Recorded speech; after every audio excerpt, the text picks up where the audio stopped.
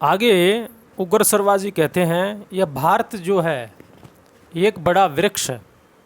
इसके स्वादु पवित्र सरस और अविनाशी पुष्प तथा फल, धर्म और मोक्ष, उन्हें देवता भी इस वृक्ष से अलग नहीं कर सकते। कहते हैं मैं उस महाभारत का वर्णन करूँगा। कहते हैं कि वेद व्यास जी ने अपनी माता सत्यवती और भीष्म पितामह की आज्ञा से विचित्र वीर्य की पत्नी अंबिका आदि के गर्भ से 3 अग्नियों के समान 3 कुरुवंशी पुत्र उत्पन्न किए थे। उनके नाम हैं धृतराष्ट्र, पांडु और विदुर। ये वेद व्यास जी के पुत्र मान जाते हैं। कहते हैं कि इन 3 पुत्रों को जन्म देकर परम ज्ञानी व्यास जी तो अपने आश्रम में तपस्या करने के लिए चले गए। जब ये तीनों पुत्र वृद्ध हो परम गति को प्राप्त हुए, तब महर्षि व्यास जी ने इस मनुष्य लोक में महाभारत का प्रवचन किया। जन्मेजय तथा हजारों ब्राह्मणों के प्रश्न करने पर व्यास जी ने पास ही बैठे अपने शिष्य वैशंपायन को आज्ञा दी कि तुम जो है इन लोगों को महाभारत सुनाओ। तब वैशंपायन आदि याज्ञिक सदस्यों के साथ ही बैठे थे। अतः सब यज्ञ कर्म के बीच बीच में जब उनको छुट्टी मिलती थी, अवकाश मिलता था, तब वो महाभारत कहते हैं वो सुनाया करते थे। कहते हैं इस महाभारत के ग्रंथ में व्यास जी ने कुरुवंश के विस्तार का वर्णन किया है, विदुर की जो उत्तम प्रज्ञा है उसका वर्णन किया है, गांधारी की धर्मशीलता और माता कुंती के धैर्य का वर्णन किया है।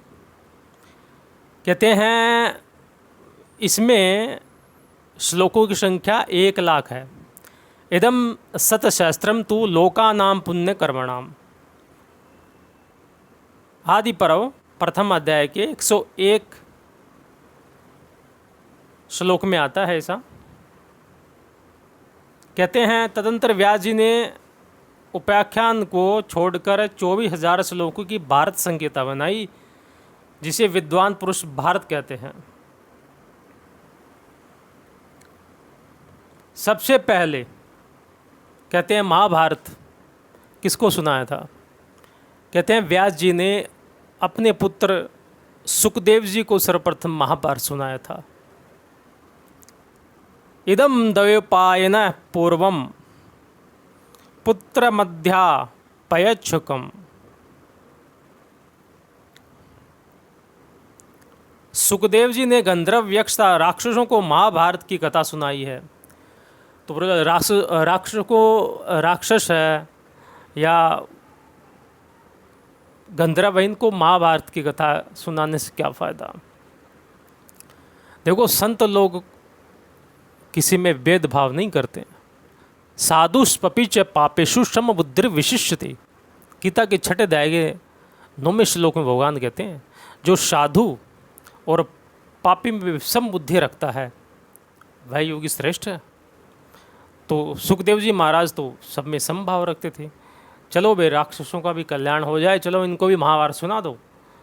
चलो भाई यक्षों का कल्याण हो जाए, गंधर्वों का कल्याण हो जाए, इनको भी महाभारत सुना दो।